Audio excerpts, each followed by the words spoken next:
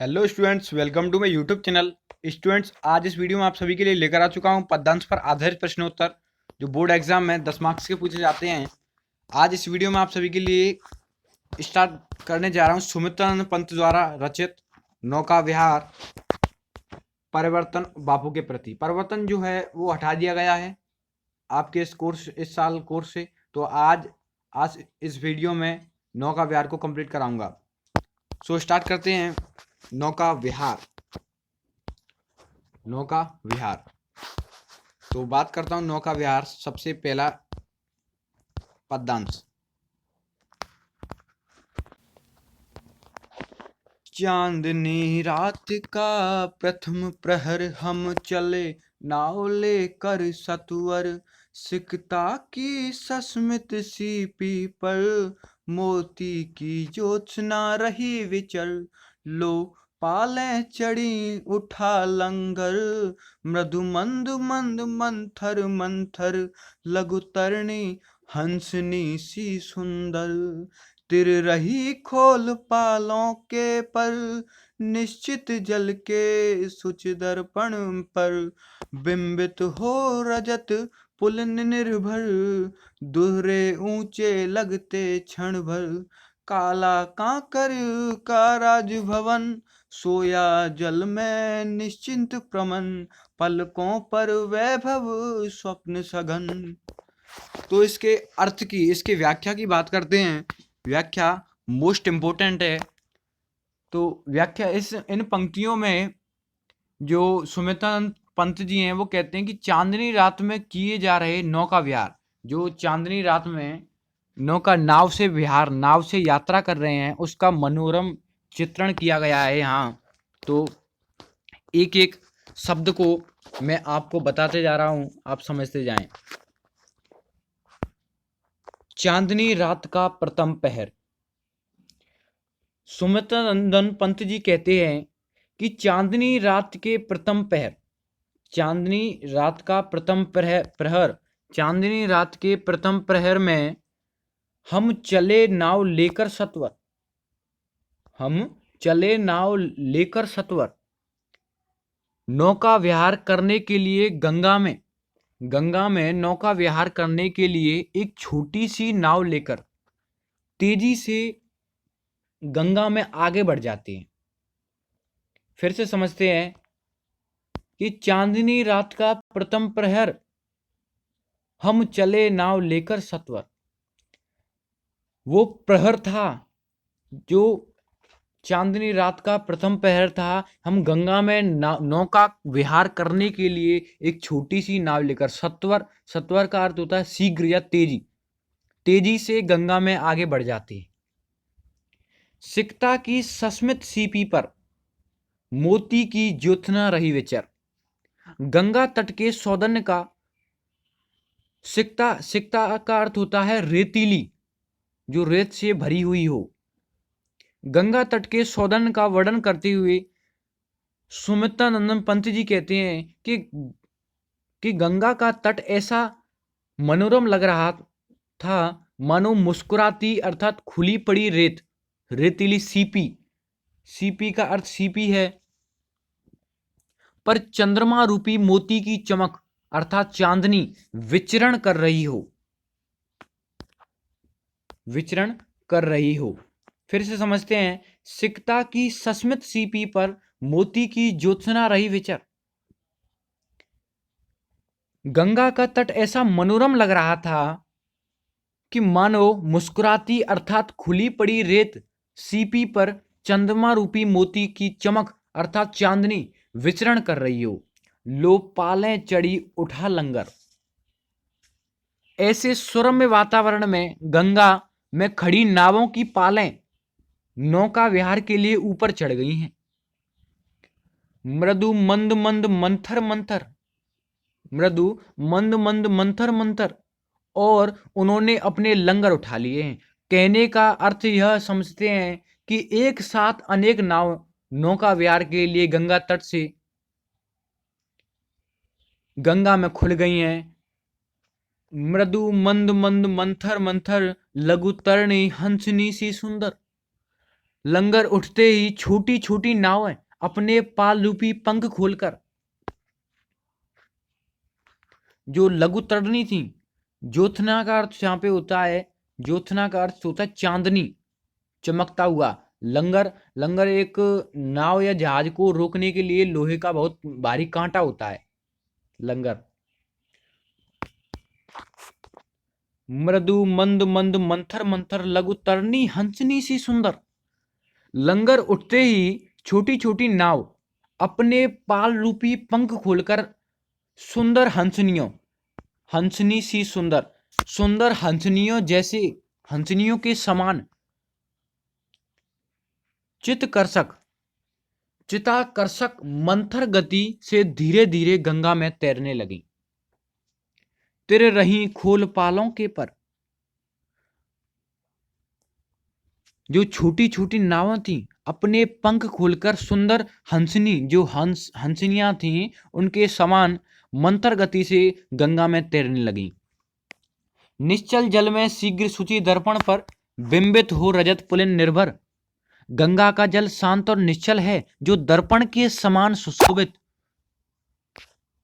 दर्पण के समान सुशोभित है। उस जल रूपी स्वच्छ दर्पण में चांदनी में नहाया रेतलिया तट प्रतिबिंबित होकर दुगने परिमाण में व्यक्त हो रहा है।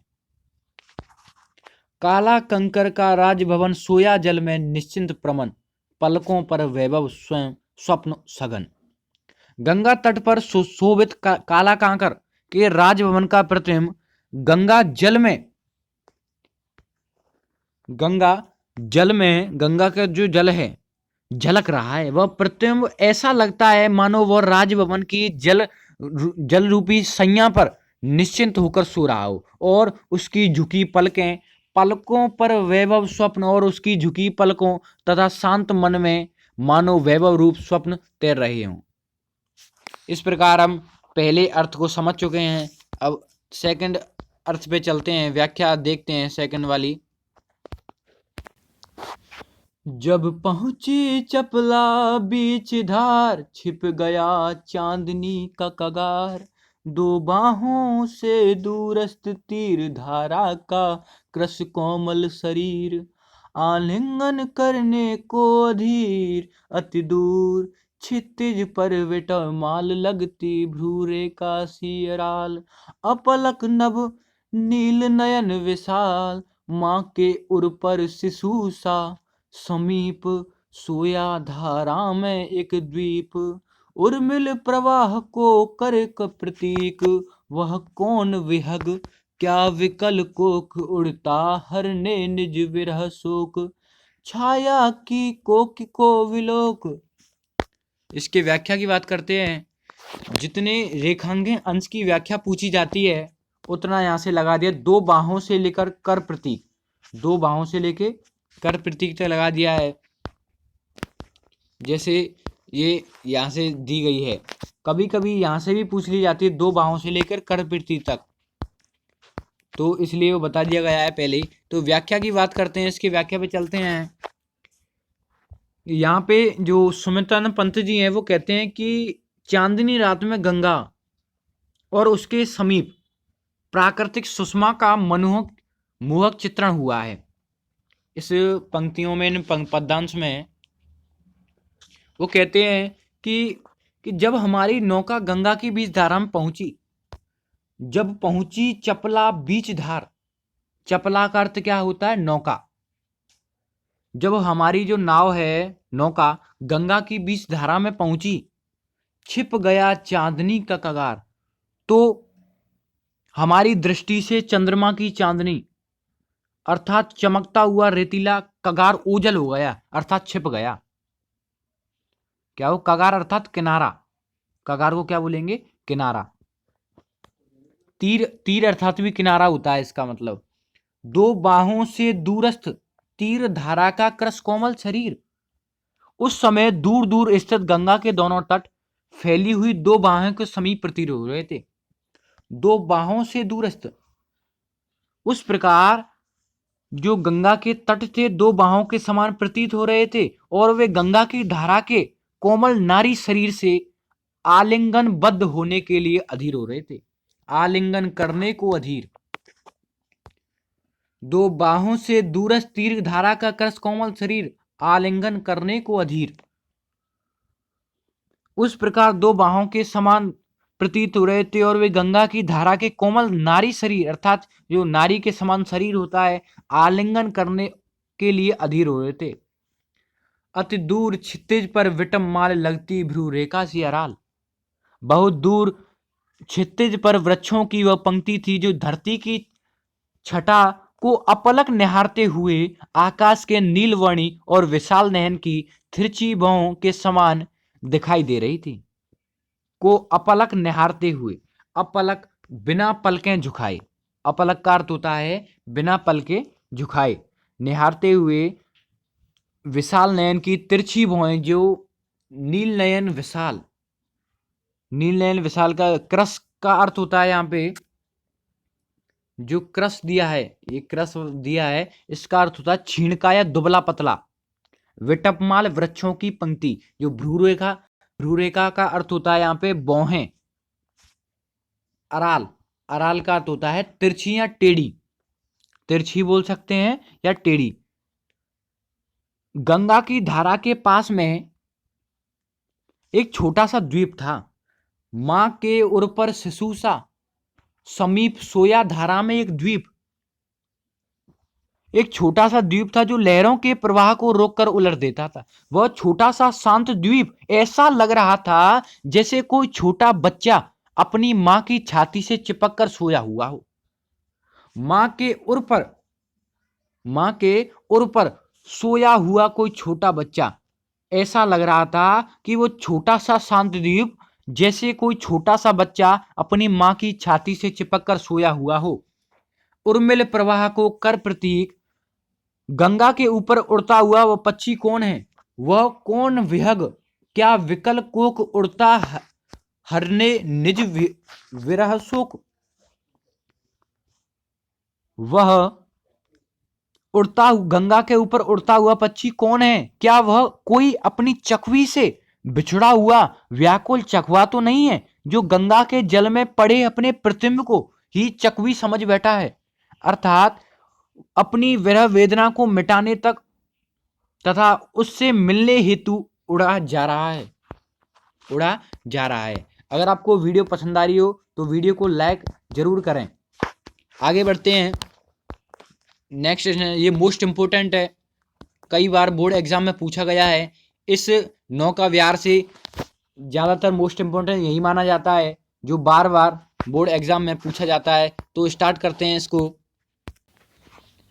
ज्यों ज्यों लगती नाव पार उर में अलोकित सत विचार। इस धारा साही जग का क्रम शाश्वत इस जीवन का उद्गम।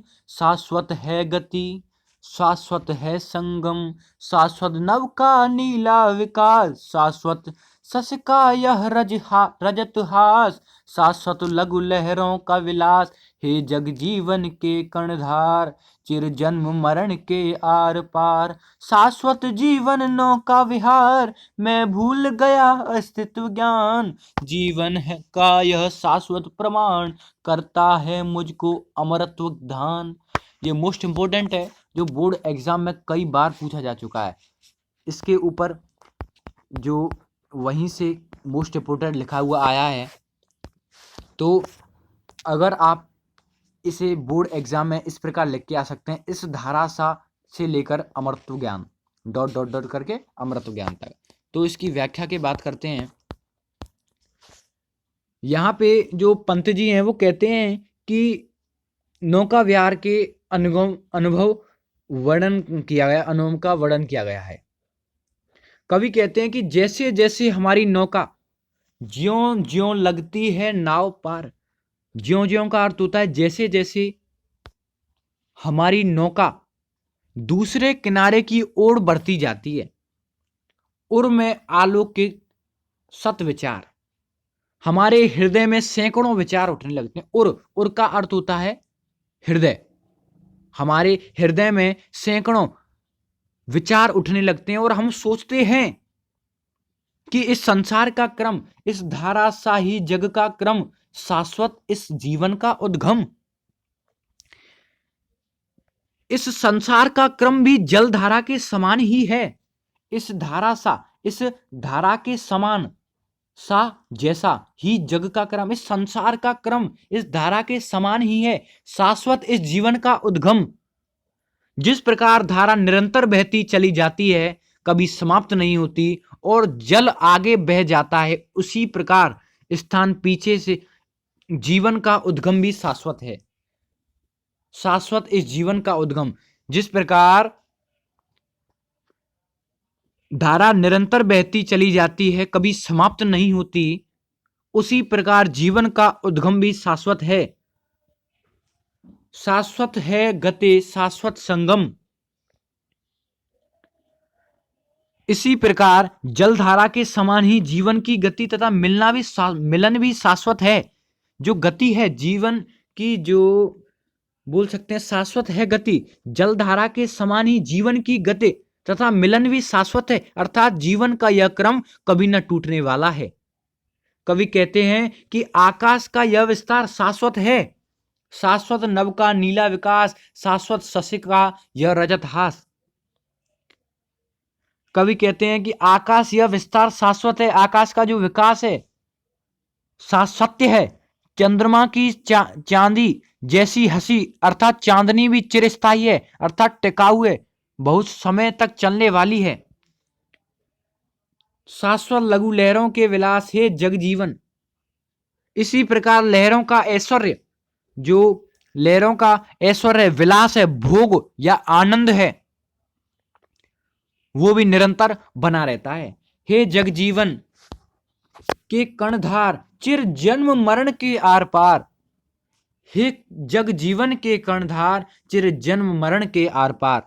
कभी भावनाओं के सागर में डूब गए हैं और सोचने लगे हैं कि हे संसार की जीवन रूपी नौका को चलाने वाले भगवान। कवि कहते हैं कि हे संसार की जीवन रूपी नौका को चलाने वाले भगवान, जन्म के पश्चात सदैव मृत्यु और मृत्यु के पश्चात सदैव जन्म है। फिर से समझते हैं, हे जग जीवन के कर्णधार। कवि कहते हैं वो अपनी भावनाओं में डूब गए हैं, वे कहते हैं हे संसार के जीवन रूपी नौका को चलाने वाले भगवान, चिर जन्म मरण के आर पार, जन्म के बाद सदैव मृत्यु और मृत्यु के बाद सदैव जन्म है। मैं भूल गया अस्तित्व शाश्वत जीवन नौका विहार। इसी प्रकार यह जीवन रूपी नौका का विहार निरंतर चलता रहता है, अर्थात जो नौका है, नाव है, उसका विहार निरंतर चलता रहता है। मैं भूल गया अस्तित्व ज्ञान, जीवन का यह शाश्वत प्रमाण। भावनाओं में डूबा हुआ हूं, मैं चिंतनशील होकर भी अपनी सत्ता का ज्ञान भूल गया हूं। जीवन की शाश्वतता अर्थात सत्यता, सच्चाई की जांच जलधारा रूपी यह प्रमाण ही मुझे अमृत प्रदान करती है, करता मुझको अमृत दान। यह जलधारा रूपी यह प्रमाण ही मुझे अमरता प्रदान करती है। आप इसको बोर्ड एग्जाम में इस प्रकार भी लिख सकते हैं। अगर आपको वीडियो पसंद आई हो तो वीडियो को लाइक करें, चैनल को सब्सक्राइब करें और बेल आइकन को प्रेस करें, जिससे मेरे आने वाली वीडियोस की नोटिफिकेशन आप पास सबसे पहले पहुंचे। Thank you watching my video. Thank you so much.